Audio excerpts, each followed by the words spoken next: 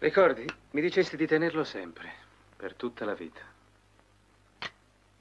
Che è successo, Daniele? È finito tutto? Mentre aspetti che il portasigarette ti dia una risposta, io vado a farmi la doccia, scusa.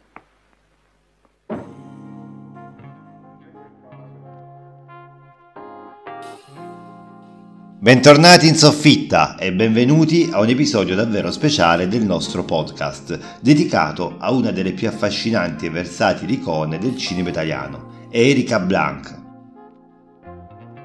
Oggi vi porterò in un viaggio affascinante attraverso la sua straordinaria carriera, dal cinema horror alla commedia sexy, ai poliziotteschi, agli spaghetti western e anche nel cinema erotico. Esplorando la sua carriera e il suo impatto sul cinema italiano, emergono due tratti che mi colpiscono particolarmente: la sua versatilità e la sua capacità di sfidare i limiti imposti dalla società e dall'industria cinematografica. Preparatevi a essere incantati da una storia che abbraccia generi diversi, stili unici e una personalità magnetica che ha illuminato lo schermo con tantissimi film che hanno lasciato il segno, e spero mi perdonerete se non sarà possibile citarli tutti.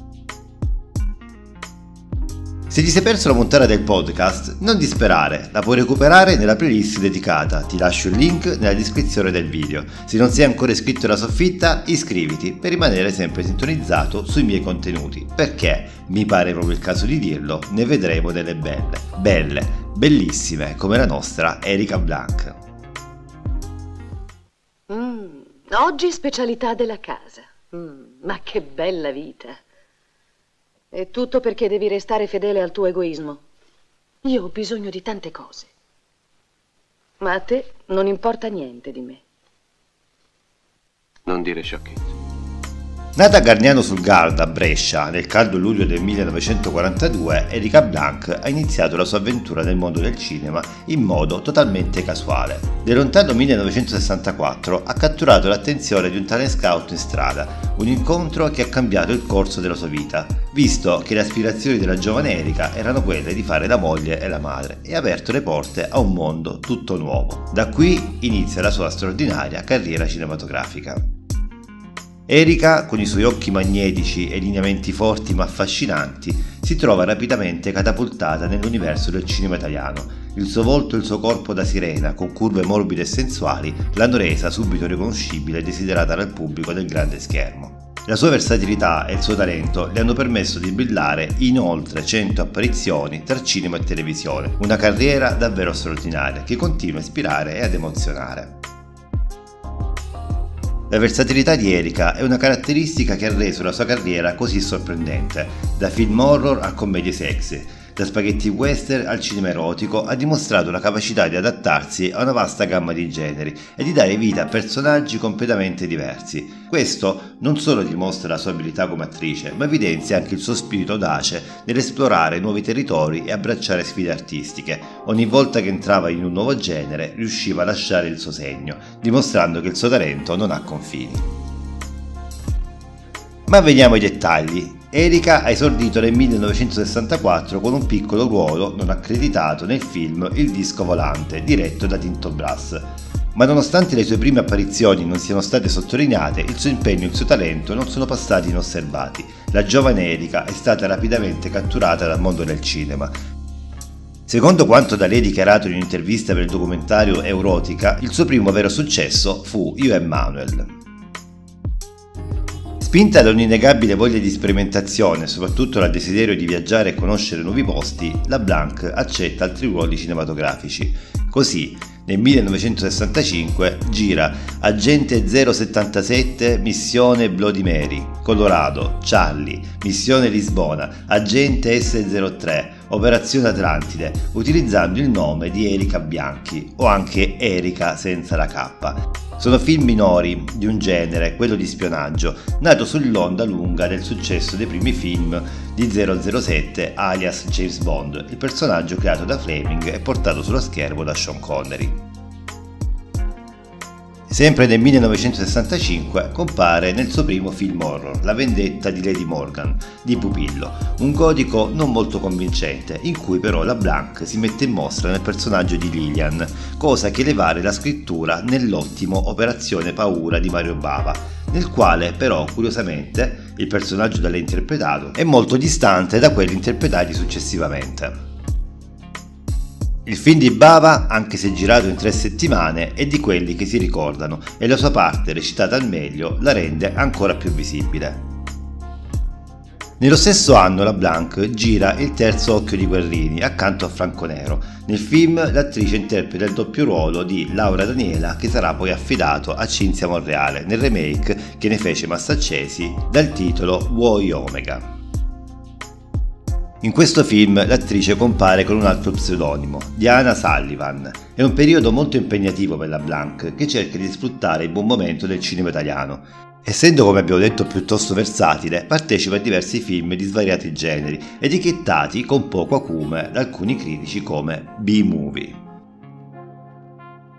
Contemporaneamente, per la gioia dei suoi fans, compare in un memorabile servizio fotografico senza veli in cui mostra un fisico mozzafiato. Sono gli anni 60, un'epoca di fermento creativo e di sperimentazione. Erika si getta in questa avventura con entusiasmo, sfidando se stessa a interpretare tantissimi personaggi e generi cinematografici, dalla commedia all'horror, dagli spionistici al western, le affrontano in sfida con energia ed edizione. Inoltre, Erika Blanc ha sfidato le convenzioni dell'epoca, affrontando ruoli audaci e controversi. Nel cinema italiano degli anni 60 e 70, dove le restrizioni e le convenzioni sociali spesso limitavano il ruolo delle attrici, Erika ha avuto il coraggio di interpretare personaggi complessi e sensuali che sfidavano il pudore del tempo. Questo la rende una figura ispiratrice che ha aperto la strada per un'esplorazione più audace e liberatoria della sensualità femminile nel cinema.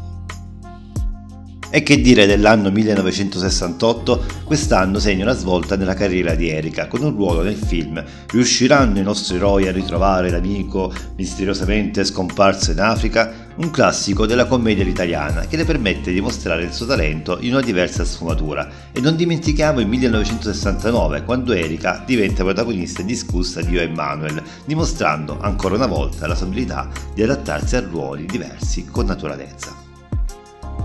Negli anni 70 Erika diventa un ruolo familiare del grande schermo, affrontando ruoli che spaziano dalla seducente La notte che Evelyn uscì dalla tomba all'enigmatica La lunga mano del padrino. La sua presenza è una garanzia di qualità e stile, dimostrando la sua abilità di estreggiarsi tra generi diversi con eleganza e fascino.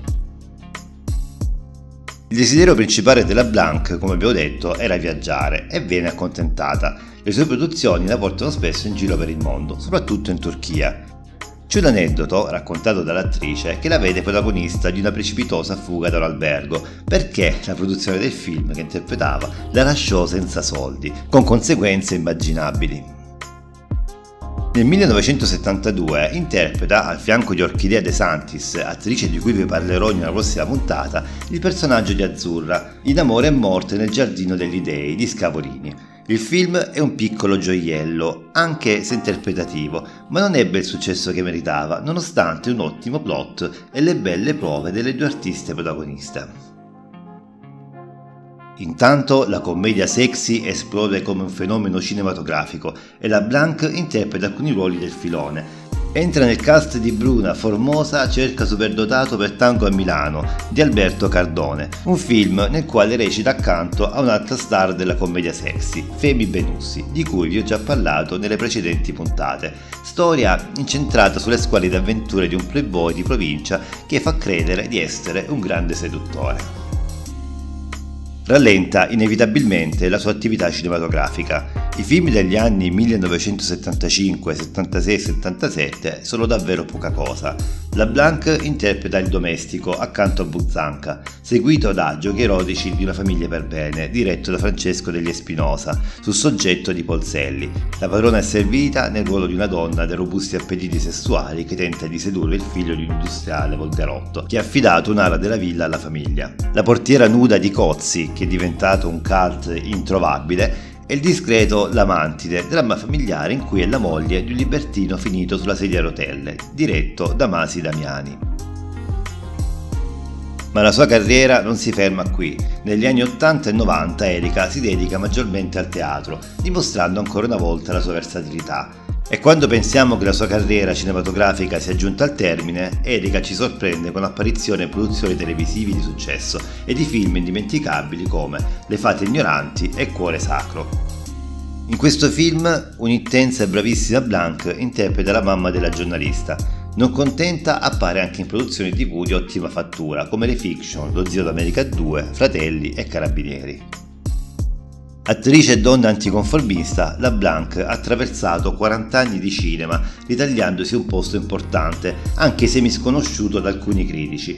Va detto però che le nuove generazioni degli stessi l'apprezzano oggi proprio per quella personalità carismatica, quella capacità di trasmettere emozioni nonostante l'attrice sia ormai sulla soglia dei 70 anni. E a questo proposito scrivimi in un commento che cosa ne pensi e se questo video ti sta piacendo mi raccomando non dimenticare di farmelo sapere con un like.